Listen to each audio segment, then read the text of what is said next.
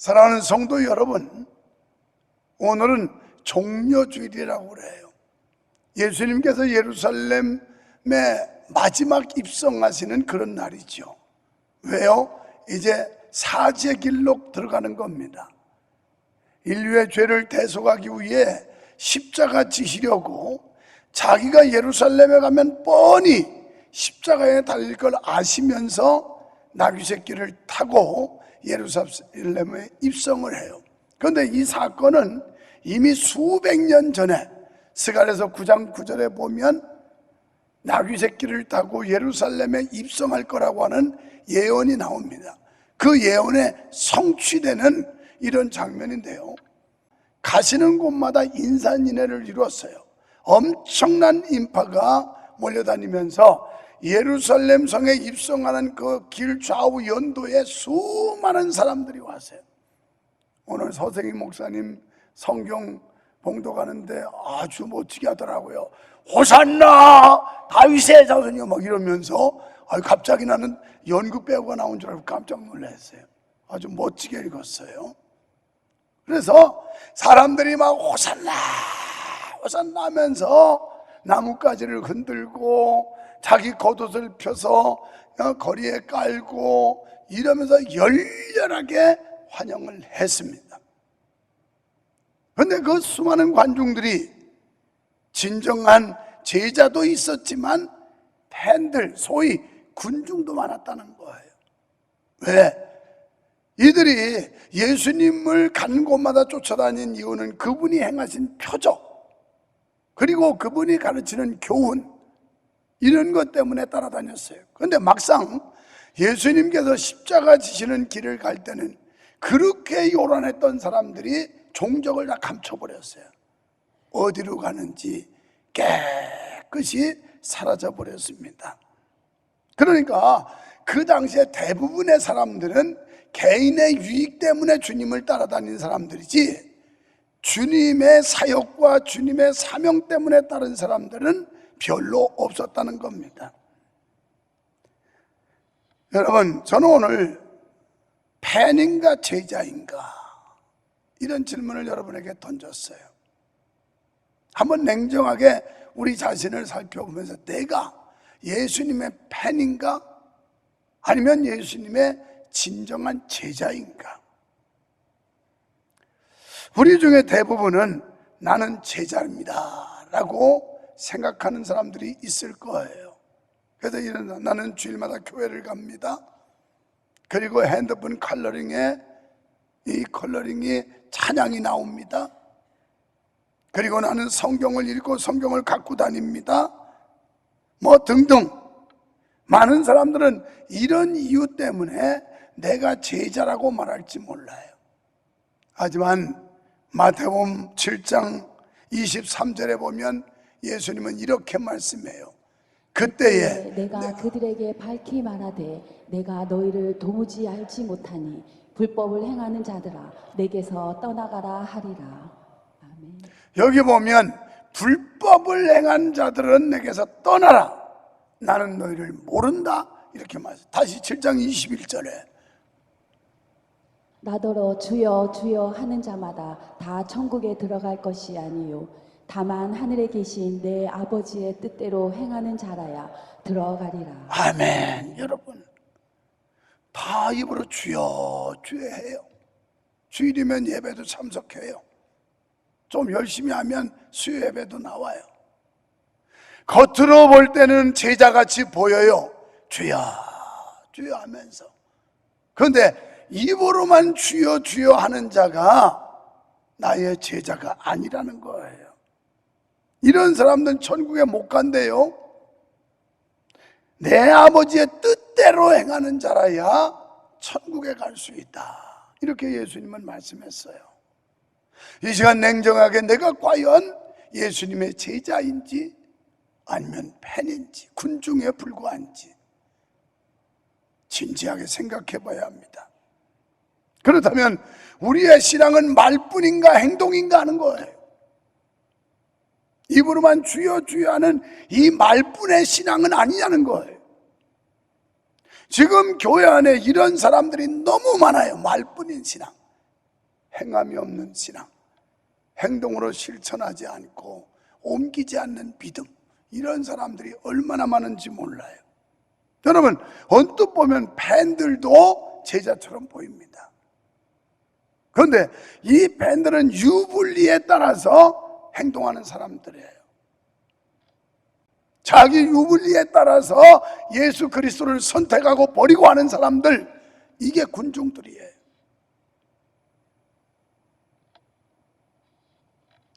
여러분, 팬의 사전적 의미는 누군가를 열정적으로 좋아하는 사람, 이걸 팬이라고 그래요.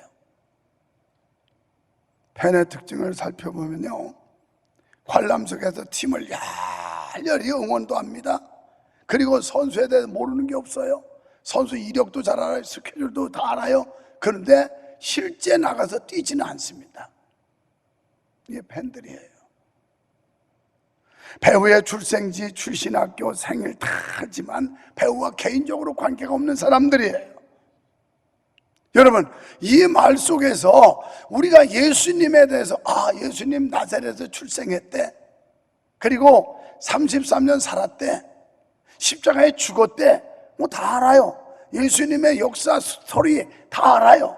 그런데 개인적으로 예수님과 관계가 없는 사람이에요. 교회도 다 왔다 갔다 해요. 봉사도 하는 것 같아요. 그런데 실질적으로 주님과 상관없는 사람들, 이런 사람 지옥 간대요. 입으로만 주여 주여 하는 사람들 천국 못 간다고 예수님이 냉정하게 말씀했어요. 이런 사람들은 자기의 마음에 들면 열렬하게 응원하지만 마음에 안 들면 언제라도 다른 팀으로 옮겨갑니다. 응원을 할 줄 알지만 경기장에서 필요한 희생과 고통은 조금도 몰라요. 나는 여기는 여러분들이 모두 제자가 됐으면 좋겠어요. 정말 주님의 영광을 위해서, 하나님의 교회 유익을 위해서 자기를 희생할 줄 아는 사람들, 그냥 분위기 따라서 소리만 지르는 사람이 아니라 정말 하나님이 기뻐하는 일을 위해서 목숨을 걸고 자기 희생과 자기 헌신할 수 있는 사람들, 이런 사람들이 됐으면 좋겠어요. 그렇습니다. 예수님 공생의 기간에도 이런 팬들은 아주 많았어요.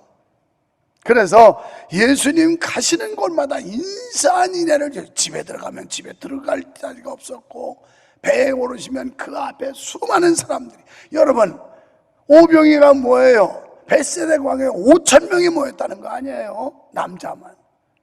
그러면 아이와 여인들까지 하면 수만 명이 모인 거예요. 아니, 누가 한 번 움직이는데 수만 명씩 따라다니는 사람이 있겠어요? 요즘에 그런 인기가 있다면 그 사람은 대통령 10번 하고도 남을 거예요.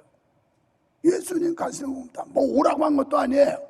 어디 무슨 정치 집회가 있으니까 오세요 이런 거 하는 것도 아니에요. 그냥 어디 예수님 일정 봐가면서 예수님이 어디 가시나 이거 보면서 쫓아다니는 사람들이 그냥 수만 명씩 따라다녔어요. 예수님을 그토록 열렬히 응원하던 무리가 예수님 빌라도 법정에 있을 때는 싸그리 없어졌어요. 그러니까 고난을 싫어한다는 거죠. 요즘 교인들 고난과 희생을 싫어해요. 수고를 싫어해요. 헌신하는 거 다 마다해요. 예수님 때도 그랬어요. 팬들은 우르르 몰려와 예수님을 응원하지만 진정으로 따르는 사람들은 극히 드뭅니다. 때문에 조금은 바뀔 수 있지만, 약간 손질하거나 조정은 할 수 있지만 완전히 바뀌는 건 아닙니다. 그러나 제자는요, 말로만 믿는 게 아니라 예수님을 실제로 따르는 삶이에요. 그리고 이런 사람들은 열매를 맺는 사람들이에요. 아무런 대가 없이 주님을 따르는 사람들이에요. 또한 주님 때문에 많은 것을 포기하는 사람들이에요. 누가복음 7장 43절 이하에도 보면 거기 시몬이라는 사람이 등장을 해요. 바리새인이었어요. 그런데 이 바리새인은 예수님에 대해서 깊이 알고 있었지만 믿지를 않았어요. 그런데 한 여인이 등장을 해요. 이 사람이 창녀였습니다. 아무도 그를 환대해 주는 사람 없었지만 그는 예수님을 믿었기 때문에 예수님의 사랑을 깊이 깨달은 사람으로서 사람들은 나를 버려도 하나님은 날 버리시지 않을 거야 하는 기대를 가지고 이 현장에 들어와요. 아무도 이 여인을 환영의 눈빛으로 바라보지 않을 때 예수님 한 분만이 그를 맞아주셔요. 그 여인은 눈에 눈물바다가 됩니다. 아무도 닦아드리지 않은 예수님의 발을 눈물로 자신의 머리카락으로 닦는 장면이 기록이 돼 있어요. 자기 같은 볼품없는 여자, 천대받는 여자, 눈총받는 여자, 별 볼 일 없는 여자, 이 여자를 예수님이 사랑해주고 인정해준다는 것 때문에 너무 황송하고 고마워서 자기 소중한 머리를 풀어서 자기의 전재산 같은 향유를 예수님 발에 붓고 머리를 씻어요. 이거 쉬운 거 아니에요. 그때 문화로 여자는 밖에 외출하려면 머리를 반드시 묶고 나가게 돼 있어요. 머리를 풀어헤친 여자는 다른 사람에게 추파를 든 남자에게 유혹하는 걸로 간주되기 때문에 이런 여인은 이혼을 당하는 거예요.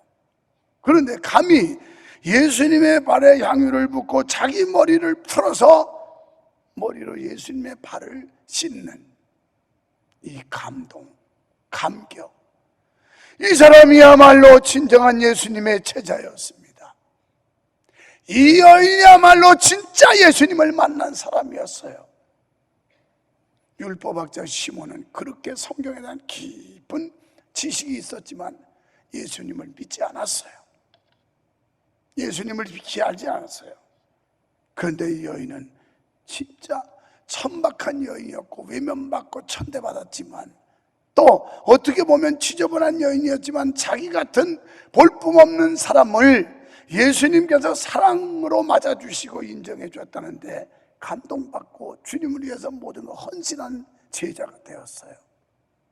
오늘 제자라는 것은 우리를 위해 십자가에서 대속의 피를 흘리고 영원히 멸망할 자리에서 나를 건져주신 예수님의 사랑을 깨달았다면 우리는 진정은 내 마음과 정성을 쏟아붓고 주를 위해서 헌신하는 자가 죄자입니다.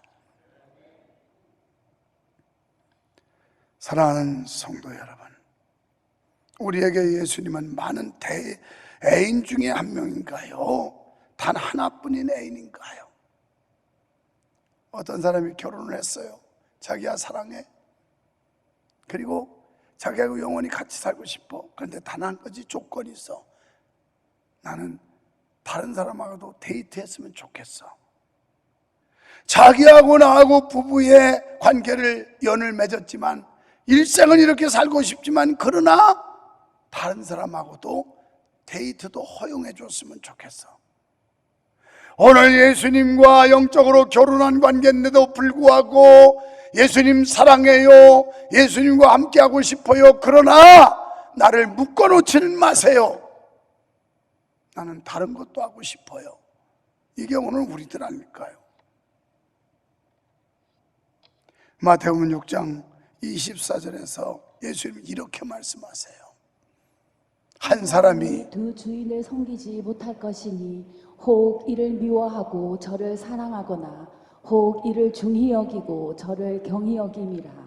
너희가 하나님과 재물을 겸하여 섬기지 못하느니라.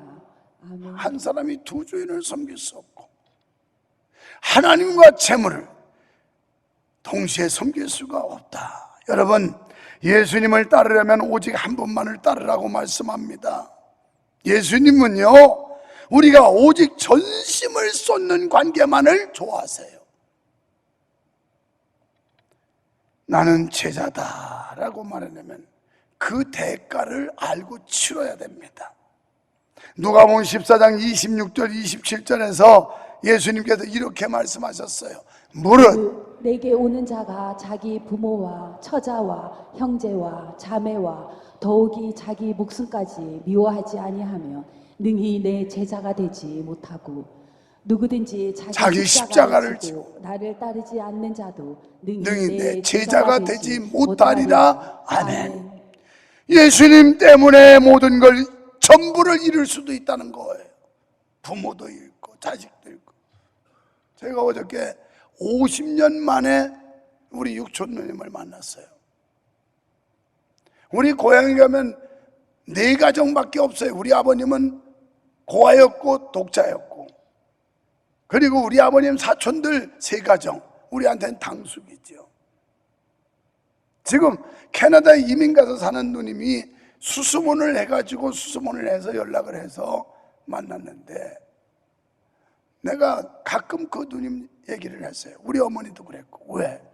우리 그 시골의 집안 4가정 중에서 최초로 교회를 나간 누님이 그분이었어요. 유교 전통이 강한 집안에서 교회 간다는 게 용납이 되지 않았죠. 그래서 교회 가가지고 우리 당숙이 큰 당숙인데 머리채를 끌고 질질 끌고 나와가지고 작대기로 막 지게 받쳐놓은 작대기 있잖아요. 작대기로 막 때려가지고 온몸이 그렇게 멍들고, 그래도 죽을 걸 각오하고 교회를 다녔어요. 거기가 우리 집안에 그 4가정 사는 집안에 최초의 미랄이라고 보시면 돼요. 그래서 어제 그 얘기를 했더니 그렇게 맞고 이런 데가 그렇게 먹는데 하나님 앞에 간절히 기도하면 이 먹는 게 싹 없어지더래요. 여러분, 이런 핍박을 각오하고 믿어봤어요? 주님 때문에 이런 손해를 볼 각오하고 믿어봤어요? 뭐가 제자예요? 사랑하는 성도 여러분, 우리가 제자가 되려면 자신의 힘이 아닌 성령의 힘으로 의지해야 합니다. 믿음 생활 내 힘으로 하면 오래 못해요. 여러분의 의지 가지고 하면 변함없이 할 수 없어요. 언제라도 삐쭉빼쭉하고 변해요. 성령의 힘을, 그 누님이 그렇게 시퍼렇게 멍들었는데 하나님 앞에 간절히 기도하면 이 멍이 싹 보이게 가시더라고. 식사를 하면서 그 말씀을 해요. 하나님의 능력이죠. 하나님의 역사지. 제자는 성령의 능력 없이 인생의 난관을 헤쳐나갈 수 없다는 사실을 믿으시기 바랍니다. 성령이 임하면 권능을 받습니다. 성령의 충만을 받으면 먼저 자신의 약함을 솔직히 인정해야 돼요. 우리가 얼마나 나약한 존재인데요. 바울은 자신의 약점을 인정해야 그리스도의 능력이 들어올 여지가 있다고 그랬어요. 교만하면 성령의 능력이 안 들어와요. 그래서 고린도후서 12장 9절로 10절에서 나에게 이르시기를 내 은혜가 내게 족하도다. 이는 내 능력이 약한 데서 온전해집니다 하신지라. 그러므로 도리어 크게 기뻐함으로 나의 여러 약한 것들에 대하여 자랑하리니 이는 그리스도의 능력이 내게 머물게 하려 함이라. 그러므로 내가 그리스도를 위하여 약한 것들과 능욕과 궁핍과 박해와 공고를 기뻐하노니 이는 내가 약한 그때에 강함이라. 아멘. 약함을 자랑하고 내가 약할 때 주님의 능력이 내 안에 들어오더라. 이 말은 겸손하게 낮아질 때 하나님의 능력이 내 안에 들어올 수 있다는 거예요. 뭔가 세상 것들로 교만으로 오만으로 꽉 차 있으니까 하나님의 능력과 은혜가 들어올 데가 없는 거예요. 들어올 때가. 그래서 사도 바울은 약한 걸 자랑하노라. 사도 바울이 무식해서 이랬습니까? 지위가 낮아서 이랬습니까? 주님을 만나고 보니까 세상 지식, 세상 명예, 세상 권력, 분토처럼 오동점처럼 다 버렸다는 거예요. 이건 다 무익하더라. 내가 주님 만나고 보니까 이런 것들 자랑할 게 아니더라. 이렇게 얘기하고 있는 거예요.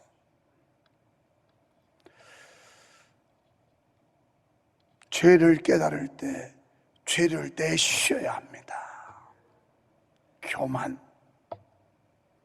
시기, 정욕, 이기심, 분노 이런 거 죄가 깨달아지면 죄를 내쉬어야 돼. 내보내야 된다는 거예요.